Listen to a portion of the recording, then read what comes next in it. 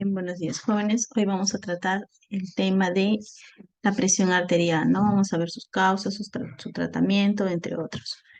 ¿Qué es la presión arterial? La presión arterial se define como la fuerza ejercida, ¿no? La fuerza que va a ejercer la sangre contra las paredes, ¿no? de un vaso arterial, ¿no? Esta presión se expresa a través de lo que es la presión sistólica y la presión diastólica, ¿no? Como podemos observar aquí. La presión arterial se mide con dos cifras, que es la denominada presión sistólica y la diastólica, ¿no? Aquí en la parte superior está la cifra que mide la fuerza de la sangre en las arterias cuando el corazón está en actividad, cuando late. Y la presión diastólica está aquí en la parte inferior, o es esta cifra inferior, que miden la fuerza de la sangre mientras el corazón está relajado, ¿no? Entonces, aquí medimos arriba la presión diastólica, la sistólica y abajo la diastólica, ¿no? La sistólica, cuando el corazón late, debe de estar en un promedio de 120 milímetros de mercurio, ¿no? Y la diastólica de 80. Se considera alta, mayor o igual a 140 y la diastólica de 90. ¿Cuáles son las consecuencias? Los individuos con tensión arterial sistólica más alta presentan mayor riesgo de hemorragia intracerebral, hemorragia subaracnoidea y la angina estable.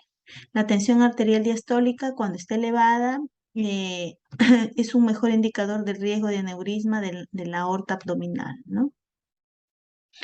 Veamos los tipos de tensión arterial. Tenemos en la categoría hipotensión, cuando es menor de 80 la sistólica y la diastólica es menor de 60. La normal está entre los valores de 80 y 120 y la diastólica está entre los valores normales de 60 a 80, ¿no? Porque a veces hay personas que tienen 110 sobre 70, ¿no? Y en realidad no están padeciendo nada, sino de su presión, ¿no? que ellos tienen de una manera normal, ¿no? Prehipertensión. Cuando hablamos de una prehipertensión, cuando nuestros valores superan los 120 hasta los 139 en la sistólica y en la diastólica es de 80 a 89. Una hipertensión grado 1, o sea que ya es leve, está dentro de los 140 a 159 en sistólica y en diastólica de 90 a 99. Cuando la hipertensión es grado 2, que ya es moderada, está sobre los valores de 160 a 179 en la sistólica y en la diastólica está de 100 a 109. Cuando ya hablamos de una hipertensión grado 3 grave, están superiores a 180, la sistólica y la diastólica a superior a 110. La hipertensión arterial es un trastorno, pues obviamente de los vasos sanguíneos, ¿no? Donde la tensión del arterial es la fuerza que ejerce la sangre contra las paredes, ¿no? Ya lo habías mencionado antes, pero esa tensión se vuelve mucho más elevada, ¿no? Que tiene consecuencias graves para nuestro organismo. Ya cuando hay demasiada tensión en las arterias, nuestra sangre no puede circular bien, pues, ¿no? Por eso es que dicen, ¿no? Cuanto más alta es la tensión, más esfuerzo tiene que realizar el corazón para bombearla, ¿no?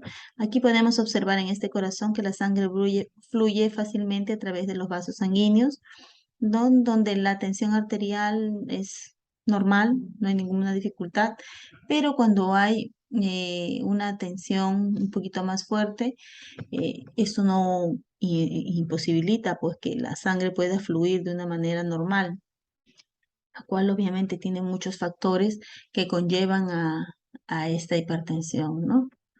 ¿Cuáles son los signos y síntomas que presenta la hipertensión? Generalmente no presenta síntomas, ¿no? No hay síntomas de alerta que te digan, uy, estoy sufriendo de presión arterial, no. Pero cuando ya la presión está elevada, cuando ya está dada, generalmente tenemos mareos, zumbidos en los oídos, algunas personas presentan sangrado por la nariz, a veces mareos, arritmias, ¿no? Náuseas, vómitos, desmayo, fatiga o cansancio, se pueden presentar estos síntomas, ¿no? Que si de repente a veces no tenemos un captopril a la mano, podemos poner a las personas en los pies en agua fría o de repente lavar la cabecita con agua fría, ¿no? ¿Cuáles son las causas? Como les mencioné aquí anteriormente, eh, hay muchos factores que pueden provocar una hipertensión, ¿no?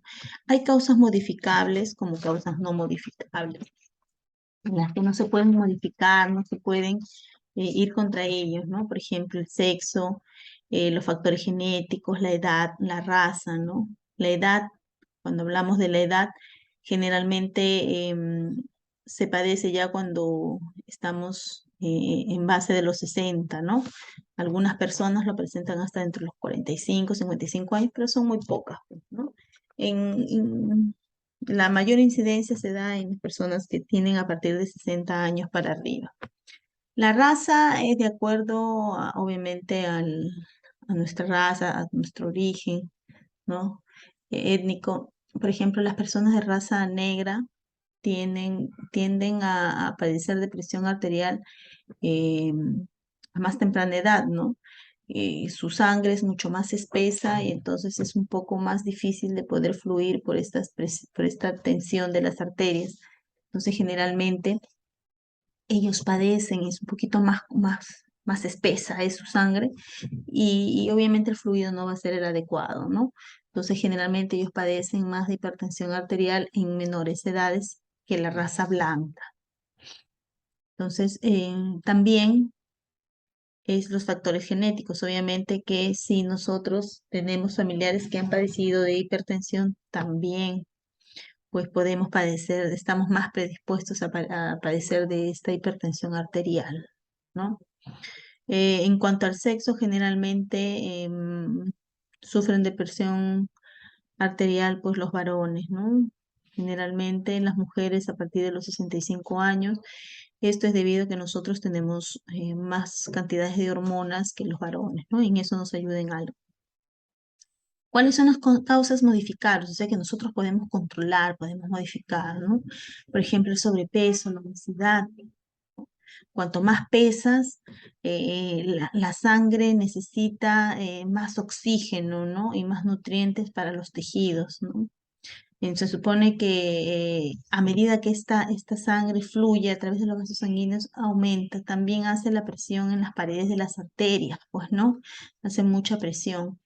Entonces, lo más indicado, pues, es realizar ejercicios, ¿no? Controlar nuestra alimentación, no estar comiendo comidas chatarras que nos provoquen una obesidad y sobre todo no tener una vida sedentaria, pues, ¿no? También el estrés también nos conlleva a padecer esta enfermedad. Obviamente que el estrés nos puede provocar, pues, eh, las sensaciones de comer, de repente en algunos casos de fumar o de beber alcohol, ¿no? Entonces, indirectamente también nos está provocando esta enfermedad, ¿no? Y también obviamente pues porque nosotros cuando estamos estresados vamos a segregar esta hormona, una hormona, el cortisol, y esta pues va a provocar una alteración en nuestros riñones y en nuestros órganos, los demás órganos, ¿no? Como el corazón. Igualmente el alcohol y el tabaco también, pues, ¿no?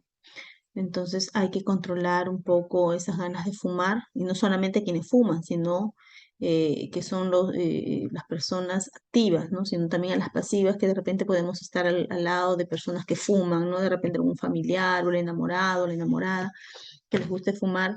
También ambas pueden padecer, aumentan el riesgo de padecer esta enfermedad, ¿no? Porque definitivamente el tabaco tiene sustancias que pueden dañar el recubrimiento de nuestras paredes. El alcohol también, ¿no? Entonces, nosotros tenemos un índice tolerado de alcohol que debemos ingerir, pero cuanto más alcohol nosotros ingerimos, también nos puede provocar esta enfermedad, ¿no? No solamente ella, sino también problemas gástricos. Entonces, también hay que controlar la sal, ¿no? A veces también el consumo excesivo de sal, ¿no? Demasiado sodio en nuestra dieta puede hacer que nuestro cuerpo retenga más líquido, ¿no? Obviamente esto va a aumentar pues lo que es la presión arterial, ¿no? Algunas otras enfermedades también pueden provocarnos este tipo de patología que es la hipertensión, ¿no?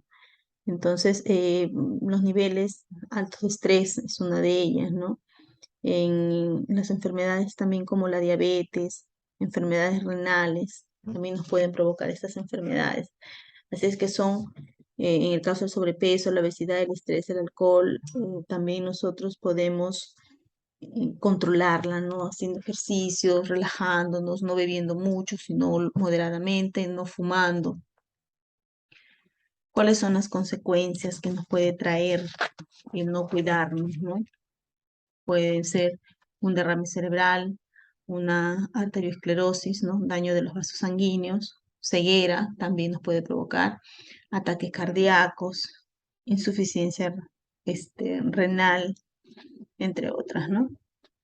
¿Cómo tomarnos la presión? Pues obviamente no cuando vayamos a tomar la presión en una botica, ¿no? En algún lado, un hospital, un centro de salud, no vamos a llegar corriendo, nos vamos a sentar, mira la presión, ¿no? Tenemos obviamente que reposar, como dice acá, sentado unos 5 minutos.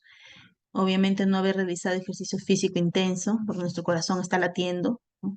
Tener la vejiga vacía, no haber consumido ninguna sustancia estimulante como alcohol, tabaco, café, ¿no? No realizar la medición después de comer, preferible con el estómago vacío. Estar sentados, ¿no? Cuando nos tomen la presión, sentarnos en una buena posición, el brazo inmóvil sobre la mesa generalmente se toma en el brazo que está cerca del corazón, ¿no? El izquierdo, el manguito a la altura del corazón y a 1, 2 centímetros por encima del codo, ¿no? Este es el el manguito, pues, ¿no? La espalda bien apoyada, respaldada, ropa que no apriete el brazo, ¿no? Y permanecer quieto y no hablar mientras se realiza, pues, esta medición. ¿Cómo prevenirlas? Evitar el consumo excesivo de alcohol, realizar una visita médica al médico, realizar una visita médica por lo menos 3 o una vez al año, si es que se acuerdan, pues, ¿no? Nos abocamos tanto al trabajo, a otras cosas, que nos olvidamos de nuestra salud. Y hay que tener en cuenta que sin salud no podemos trabajar ni hacer otras cosas más, ¿no?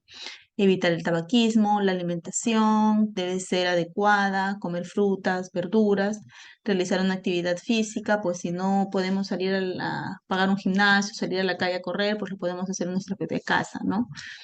Reducir el consumo de sal, ¿no? Y mantener pues nuestro peso corporal adecuado para no padecer no solamente de la presión arterial no elevada, sino de otras enfermedades también, ¿no? Dentro de los fármacos que se van a utilizar están los inhibidores de la YECA, ¿no? Algunos diuréticos también se van a utilizar, ¿no? Quien no ha visto cuando ha estado de repente con un familiar hipertenso o trabajando en una botica, el uso del captopril, enalapril, ¿no? Lisinopril, que actúan inhibiendo la enzima convertidora de angiotensina, ¿no? ¿Cuál es su mecanismo de acción? Modifican la resistencia periférica total a través de la inhibición de las sustancias del sistema renina-angiotensina, ¿no? Los cuales pues puedan producir efectos vasodilatadores sobre los vasos sanguíneos. También algunos pacientes les prescriben el valsartán o losartán, que estos bloquean la unión a los receptores del tipo 1 de la angiotensina presentes en numerosos tejidos, ¿no? Tejido muscular liso, glándulas adrenal y miocardio. Entonces también inhibidores de la renina, el alisquidem es un producto, produce un descenso de la presión arterial y ofrece protección renal, ¿no? Comparable con los YECA, previene la hipertrofia del ventrículo izquierdo. Generalmente este alisquirem no lo prescriben mucho por los efectos adversos que son mayores a los anteriores mencionados, ¿no? Sabemos también en el caso del captopril que produce tos. En este caso no se le administra y se les da en reemplazo el enalapril, ¿no? Entonces la diferencia es que el captopril es un fármaco que lo podemos utilizar en una emergencia, en una urgencia, mejor dicho, ¿no? Podemos ponerlo debajo de la lengua y bajar la presión, hay una mayor absorción, es más rápido. En el caso del enalapril no se puede hacer eso, ya que el enalapril es un profármaco, el cual se va a activar en un pH bastante ácido como es el estómago, ¿no? Entonces ahí recién se va en el estómago, en el hígado, donde se van a dar como resultado, pues al sufrir todas estas reacciones químicas, el enalaprilato, que vendría a ser el real principio activo que va a disminuir lo que es la presión arterial, ¿no? Entre los antagonistas de calcio, van a bloquear estos canales de calcio, ¿no? Que dicen que actúan exclusivamente en la musculatura lisa arterial. Entonces provocan la relajación arteriolas sistémicas con vasodilatación, inhiben la entrada de calcio por los canales lentos de la membrana celular del músculo liso, al no permitir obviamente la entrada de calcio intracelular. Entonces ese calcio que ya no entra a las células se va a quedar fuera de ellas, ¿no? Lo que va a provocar pues de que haya una mayor cantidad de calcio extracelular y es un efecto benéfico para el corazón, ¿no? Aquí tenemos, por ejemplo, el nifedipino, el anodipino, ¿no? El verapamilo, el diltiazem. También se cuenta con los bloqueadores adrenérgicos, que tenemos los alfa bloqueadores, están la doxazonina, la terazocina, la yombina, fentolamina. Los bloqueadores, beta bloqueadores, están la butoxamina, el metoprolol, la atenolol también. Hay unos que son no selectivos, que son el propanolol y el timolol, ¿no? Generalmente se utiliza el propanolol. Reducen la frecuencia cardíaca y la fuerza de la contracción. También tenemos los diuréticos que se utilizan conjuntamente con estos antihipertensivos. El más usado es la hidroclorotiazida, ¿no? Pero a veces en las personas adultas no solamente se da la hidroclorotiazida. ¿Por qué? Porque se pierden muchos niveles de potasio, entonces no es adecuado esto porque puede provocar otras patologías, ¿no? O otros efectos adversos. Entonces se les da muchas veces asociado a la espironolactona. La espironolactona es un medicamento que es un ahorrador de potasio, o sea que no permite la eliminación del mismo, ¿no? También se administra la furosemida, que actúan a nivel de la porción ascendente del asa de Henle, inhibiendo la reabsorción de cloro, ¿no? Y sodio. Aumentan la excreción de potasio, por eso es que no se recomienda mucho la furosemida. Ya en casos extremos se puede utilizar, pero generalmente se da la hidroclorotiazida conjuntamente con la espironolactona, ¿no? Tiene menos efectos adversos que la furosemida. Por eso es que se le da incluso a pacientes que están gestando, ¿no? Y al anciano, ¿no? Se le da este tipo de medicamentos. También están los vasodilatadores directos, como la hidralazina o nitroglicerina también. Son los más comunes que se les puede administrar a pacientes cuando sufren de estas patologías, ¿no? Y se necesitan pues de urgencia administrarla, ¿no? Si no pueden padecer cualquier tipo de consecuencias graves.